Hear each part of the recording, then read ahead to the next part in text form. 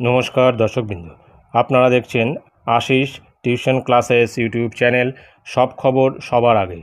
নমস্কার।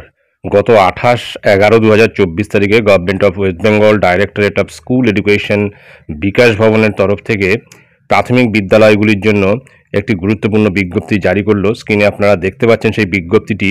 Memo number 475 dated 28/11/2024 দেওয়া হয়েছে joint director of school education West বেঙ্গলের তরফ থেকে এবং সমস্ত জেলার ডিপিএসসি কন্ট্রোলার অফ ফিনান্স যারা রয়েছেন তাদের উদ্দেশ্যে।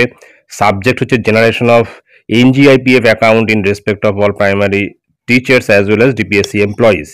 অর্থাৎ যতগুলি প্রাইমারি স্কুল রয়েছে সেই সমস্ত স্কুলের শিক্ষক শিক্ষিকা শিক্ষাকর্মী এবং ডিপিএসসির যারা শিক্ষাকর্মী রয়েছেন তাদের জন্য এনজিআইপিএফ অ্যাকাউন্ট ক্রিয়েট করা সংক্রান্ত বা অ্যাকাউন্ট জেনারেশন করা সংক্রান্ত এই বিজ্ঞপ্তিটি মূলত এখানে বলা হয়েছে যা you are aware that non government institutions provident fund NGIPF module has been introduced in WBIFMS for maintenance of provident fund account in non-government educational institutions via memo number 4309 dated 12/7/2023। অর্থাৎ এই 12 তারিখে 2023-এর 12ই জুলাই যে নোটিফিকেশন দেওয়া হয়েছিল যার memo number 4309 সেখানে কিন্তু বলা হয়েছিল নন গভর্নমেন্ট ইনস্টিটিউশনস যেগুলি রয়েছে প্রত্যেকটি নন গভর্নমেন্ট ইনস্টিটিউশনের শিক্ষক শিক্ষিকা শিক্ষাকর্মীদের প্রভিডেন্ট ফান্ড এই এনজিআইপিএফ এর মাধ্যমে কিন্তু মেনটেন করা হবে এখন থেকে। তারপরে যেটা রয়েছে, it is therefore imperative that all employees under your control must have NGIPF account.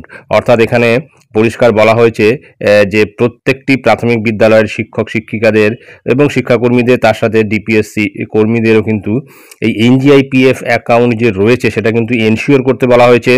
Haynes you are requested to ensure the generation of NGIPF account in respect of all primary school teachers as well as all DPSC employees in completed before submission of salary bill for the month of December 2024।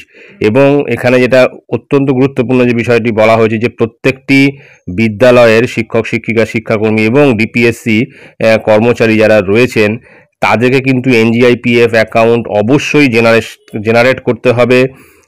সেটা হচ্ছে এই December 2024-এর এই salary বিল submission করার আগে বা salary বিল সাবমিশনের আগে কিন্তু এটা করে ফেলতে হবে। Until and unless NGIPF account will be generated in respect of all concerned salary bill or requisition cannot be finalized in IOSMS portal for the month of December 2024।